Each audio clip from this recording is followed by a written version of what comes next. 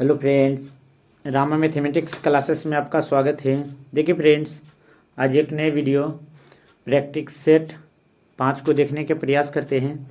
देखते हैं first question क्या है। तो फर्स्ट में है, दार्शनिक विषयों से संबंधित बौद्ध ग्रंथ का नाम क्या है। दार्शनिक विषयों से संबंधित बौद्ध ग्रंथ का नाम क्या है। तो अभिधम है। क्या है? दार्शनिक में अभिधम है। और विनय में संघ का नियम है। सॉरी, विनय में किसका नियम है? तो संघ का नियम है। और सूत पिटक में सूत पिटक में है बौद्ध धर्म के सिद्धांत। बौद्ध धर्म के सिद्धांत है। बौद्ध धर्म के क्या है? तो सिद्धांत हैं। तथा त्रिपिटक में बौद्धों का संग्रह ग्रंथ है। संग्रह ग्रंथ है। चलिए आगे देखते हैं। निम्नलिखित कथनों पर विचार कीजिए, फिर कूट से सही कथन का चयन कीजिए। तो कौन सा कथन सही है उसको देखते हैं। तो देखिए, 3 सही हैं, 3 को सही है। तो कौन कौन? डी है। तो तैत्तिरीय में वेदत्रिय में ऋग्वेद, वेदत्रिय में ऋग्वेद, यजुर्वेद तथा सामवेद शामिल है, लेकिन अथर्ववेद शामिल नहीं है। वेदत्रिय में ऋग्वेद, यजुर्वेद और सामवेद शामिल, लेकिन अथर्ववेद शामिल नहीं। छांदोपनिषद को सबसे प्राचीन उपनिषद माना जाता है। छांदोपनिषद को सबसे प्राचीनतम उपनिषद माना जाता है। अश्वमा ज्योतिषगमय श्लोक बृहत उपनिषद से लिया गया है। अस्तोमा ज्योतिषगमय को बृहत श्लोक उपनिषद से लिया गया है। बृहत उपनिषद से लिया गया है। चलिए आगे देखते हैं। निम्नलिखित में से कौन सा युग मानव सभ्यता से संबंधित है। निम्नलिखित में से कौन सा युग मानव सभ्यता से संबंधित है। तो होलोसीन। कौन है? तो होलोसीन मानव सभ्यता से संबंधित है। होलोसीन मानव सभ्यता से संबंधित है। चलिए आगे देखते हैं। प्रशासन के संदर्भ में निम्नलिखित को सुमेलित कीजिए। दीवान ए अर्ज। दीवान ए अर्ज। तो दीवान ए अर्ज क्या है? तो सैन्य विभाग है। क्या है? दीवान ए अर्ज क्या है? तो सैन्य विभाग है। तो देखिए, सैन्य विभाग है। एक के से। दीवान ए रसालत। दीवान ए रसालत विदेश और धार्मिक कार्यों का मंत्रालय है। ठीक। दीवान ए इंसा। दीवान ए इंसा संचार मंत्रालय है। दीवार ए इंसा संचार मंत्रालय है। दीवान ए इंसा संचार मंत्रालय है। दीवान ए इंसा संचार मंत्रालय है। और दीवान ए विजारत। दीवान ए विजारत वित्त विभाग से संबंधित। दीवान ए विजारत वित्त विभाग से संबंधित। दीवान ए विजारत वित्त विभाग से संबंधित हैं। चलिए आगे देखते हैं। निम्नलिखित बहमन शासकों में से किसने बीजापुर से प्रसिद्ध गोल गुंबद का निर्माण किया है। कि बीजापुर से प्रसिद्ध गोल गुंबद का निर्माण किया है। तो किसने किया था? गोल गुंबद का निर्माण किसने किया था? तो मोहम्मद आदिल शाह। मोहम्मद आदिल शाह किसने किया था? तो बहमन शासकों में से बीजापुर के गोल गुंबद का मोहम्मद आदिल शाह ने किया था। मोहम्मद आदिल शाह ने किया था। चलिए आगे देखते हैं। संतलत कालित शब्द बिस्वा का अर्थ क्या है? संतलत कालित शब्द बिस्वा का अर्थ क्या है? तो बिस्वा किसे कहा जाता है? बिस्वा किसे कहा जाता था? तो चांदी के सिक्का को बिस्वा कहा जाता है। चांदी के सिक्का को क्या? बिस्वा कहा जाता था। किस विजयनगर शासक ने तुंगभद्रा नदी पर बांध का निर्माण करवाया था? कौन सा विजयनगर साम्राज्य शासक था जिसने तुंगभद्रा नदी पर निर्माण किया था? तो कौन था? तो देवराय प्रथम। कौन था? तो देवराय प्रथम था। चलिए आगे देखते हैं। देवराय प्रथम था। चलिए आगे है। भारत का वह पहला शासक जिसने सर्वप्रथम उर्दू को अपने राज्य की राजभाषा घोषित किया था। उर्दू को अपने राज्य के राजभाषा घोषित किया था। तो इब्राहिम आदिल शाह द्वितीय। इब्राहिम आदिल शाह द्वितीय। इब्राहिम आदिल शाह द्वितीय। इब्राहिम आदिल शाह द्वितीय ने किया था। चलिए तो देखिए, निम्नलिखित में से कालक्रम को सजाइए। फॉरवर्ड ब्लॉक तो कितना 1939 में, 1939। अगस्त प्रस्ताव तो नो के सी हो, तो एक पहले एक होगा, तो उसके बाद मुस्लिम लीग दिवस तो कहता हूँ 1940 में, 1940 में। आज़ाद हिंद का फौज का गठन तो 1943 में, 1942 में। लेकिन ये भी अगस्त प्रस्ताव हुआ था तो 1944 में हुआ था। सॉरी 44 में नहीं हुआ था, ये 40 में हुआ था, ये भी 40 में हुआ था। तो ऑप्शन नंबर कौन होगा? तो सी सही होगा, सी सही होगा। चलिए आगे देखते हैं।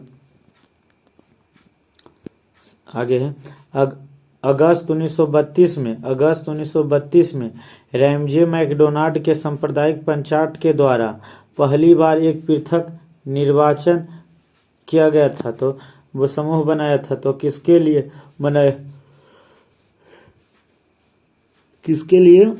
बनाया गया था? तो दलितों के लिए बनाया गया था। अगस्त 1932 में रैमजे मैकडोनाल्ड ने सांप्रदायिक पंचायत के द्वारा पहली बार एक पृथक निर्वाचन समूह बनाया था। तो दलितों के लिए, किसके लिए? तो दलितों के लिए बनाया था। ब्रिटिश कालीन क्षेत्र, ब्रिटिश भारतीय राज्य क्षेत्र का अंतिम प्रमुख विस्तार किसके समय हुआ था? तो किसके समय हुआ था? तो डलहौजी के समय हुआ था। किसका हुआ था? तो डलहौजी का कार्यकाल 1848 से 1856 था। 1848 से 1856 था। 1848 से 1856 था। चलिए आगे देखते हैं। अकालों को रोकने तथा अकाल पीड़ित की सहायता हेतु भारत सरकार ने अकाल संहिता कब प्रसारित किया था? अकाल संहिता 1883 में जब सरकारी आयोग आया था, तो उसी समय अकाल संहिता पारित हुआ था। वर्ष 1922 में साराबंदी कोई कर नहीं देना का नेतृत्व किसने किया था? कोई कर नहीं देना का नेतृत्व किसने किया? सरदार वल्लभ भाई पटेल ने। किसने किया था? तो सरदार वल्लभ भाई पटेल ने। निम्नलिखित में से कौन दादा भाई नौरोजी के धन के उत्थान के सिद्धांत में विश्वास नहीं करते थे? तो दादा भाई नौरोजी के धन निष्कासन में विश्वास नहीं करते थे। तो कौन थे? तो सर सैयद अहमद थे। चलिए आगे देखते हैं।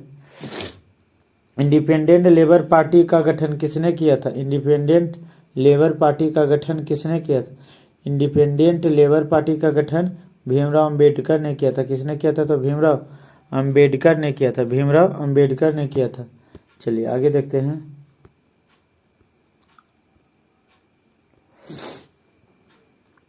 निम्नलिखित में से कौन मौलिक अधिकार निवारण निरोध द्वारा प्रतिपादित किया जाता है? तो निवारण निरोध द्वारा प्रतिपादित किया जाता है। तो स्वतंत्रता का अधिकार कौन है? तो स्वतंत्रता का अधिकार कौन है? तो स्वतंत्र मौलिक अधिकारों निवारण निरोधन प्रतिबंध, तो स्वतंत्रता का अधिकार है। चलिए आगे देखते हैं। संयुक्त संसदीय समिति के अध्यक्ष का मनोनय किसके द्वारा किया जाता है? संयुक्त संसदीय समिति के अध्यक्ष का मनोनय किसके द्वारा किया जाता है? तो किसके द्वारा मनोनीत किया जाता है? तो लोकसभा अध्यक्ष द्वारा। किसका? तो लोकसभा अध्यक्ष द्वारा। चलिए आगे देखते हैं। किस संविधान संशोधन द्वारा राष्ट्रपति शासन को 3 वर्ष तक बढ़ाने की व्यवस्था है? राष्ट्रपति शासन को कितने वर्ष तक बढ़ा सकता है? तो 3 वर्ष तक बढ़ा सकता है। तो कौन सा संविधान संशोधन द्वारा बढ़ा सकता है? तो 59वां संविधान संशोधन द्वारा। कौन? तो 59वां संविधान संशोधन द्वारा। शून्य आधारित बजट की व्यवस्था क्या है? शून्य आधारित बजट की व्यवस्था क्या है? तो कौन सी है? तो गत वर्ष के कार्यक्रमों को बिना कोई संदर्भ ग्रहण किए कार्यक्रम का निर्माण करना। चलिए आगे देखते हैं। मौलिक अधिकार किसकी रक्षा को गारंटी देता है? मौलिक अधिकार किसकी रक्षा को गारंटी देता है। मौलिक अधिकार किसकी रक्षा को गारंटी देता है? तो नागरिकों के स्वच्छंद शासन से, नागरिकों के स्वच्छंद शासन से, नागरिकों के स्वच्छंद शासन से, नागरिकों के स्वच्छंद शासन से। किससे? तो स्वच्छंद शासन से। चलिए आगे देखते हैं। निम्नलिखित युग्मों में से कौन सा युग्म सही सुमेलित नहीं है? कौन सा युग्म सही सुमेलित नहीं है? तो 124 में उच्च न्यायालय के अभिलेख न्यायालय होगा, नहीं, ये गलत है। तो कौन सही होगा? तो आगे देखते हैं। 132 में उच्चतम न्यायालय के अपीलीय एकाधिकार है, ये सही है। 143 में उच्चतम न्यायालय की परामर्शदाता शक्ति है, ये भी सही है। 136 में उच्चतम न्यायालय द्वारा अपीलीय विशेषाधिकार इजाजत है, हाँ, तो ये भी सही है। चलिए आगे देखते हैं। 30 से 35 डिग्री उत्तर दक्षिण अक्षांशों के मध्य पूरे वर्ष चलने वाले पवन को क्या कहते हैं? पूरे वर्ष चलने वाले पवन को क्या कहते हैं? तो पछुआ पवन कहते हैं। क्या कहते हैं? तो पछुआ पवन कहते हैं, पछुआ पवन कहते हैं। चलिए आगे देखते हैं। हिमालय की सबसे पूर्वी चोटी निम्नलिखित में से कौन से? हिमालय की सबसे पूर्वी चोटी निम्नलिखित में से कौन से है? पूर्वी चोटी निम्नलिखित में से, हिमालय की सबसे पूर्वी चोटी निम्नलिखित में से कौन से है? तो नामचा बरवा। कौन है? तो नामचा बरवा है। कौन है? तो नामचा बरवा है, नामचा बरवा है। चलिए आगे देखते हैं। पूर्वी चोटी तो नामचा बरवा। किसी नक्शे पर ढाल को दिखाने के लिए खींची गई असंबद्ध रेखा क्या कहलाती है? असंबद्ध रेखा क्या कहलाती? किसी नक्शे पर ढाल को दिखाने के लिए खींची गई असंबद्ध रेखा को क्या कहते हैं? तो असंबद्ध रेखा को क्या कहते हैं? तो हेच्यूर कहते हैं, हेच्यूर कहते हैं। क्या कहते हैं? तो हेच्यूर कहते हैं। चलिए आगे देखते हैं। हेच्यूर कहते हैं। निम्नलिखित में से किस महासागर का सर्वाधिक विस्तार महाद्वीपीय ढाल क्षेत्र है? सर्वाधिक महाद्वीपीय ढाल क्षेत्र है। तो किस महासागर का ढाल क्षेत्र सर्वाधिक ज़्यादा है? तो अटलांटिक महासागर का। किसका है? तो अटलांटिक महासागर का।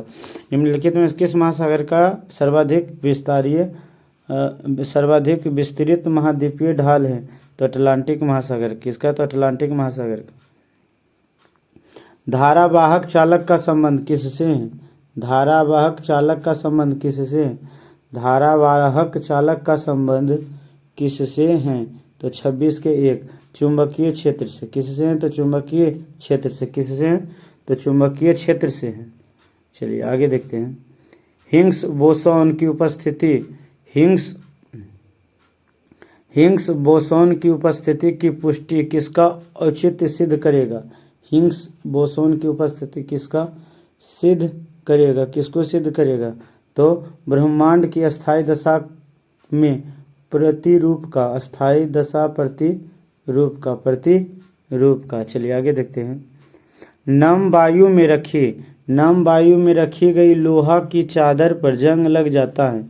जंग के संबंध में कौन सा कथन सही है? जंग के संबंध कौन सा कथन सही है? तो यह मूल तत्व है, यह यौगिक है, लौह एवं धूल का मिश्रण है। जंग एक यौगिक है जिसका रासायनिक सूत्र FeO होता है। तो 28 के कौन होगा? तो 28 के B होगा, नहीं 28 जंग का संबंध यह एक क्या है? तो यौगिक है। यह एक क्या है? तो यौगिक है। हाइबर विधि द्वारा अमोनिया के उत्पादन में किस उत्प्रेरक का प्रयोग किया जाता है? हाइबर प्रक्रिया द्वारा अमोनिया के उत्पादन में किस उत्प्रेरक का प्रयोग किया जाता है? तो किसका प्रयोग किया जाता है? तो लोहा का। किसका? तो Fe लोहा का किया जाता है। 29 के B है। चलिए आगे देखते हैं। यम कोष में अधिकतम इलेक्ट्रॉन तो Kl यम। तो यम में अधिकतम इलेक्ट्रॉन कितना हो सकता है? तो 18 हो सकता है। कितना हो सकता है? तो 18 हो सकता है। तो 30 के D।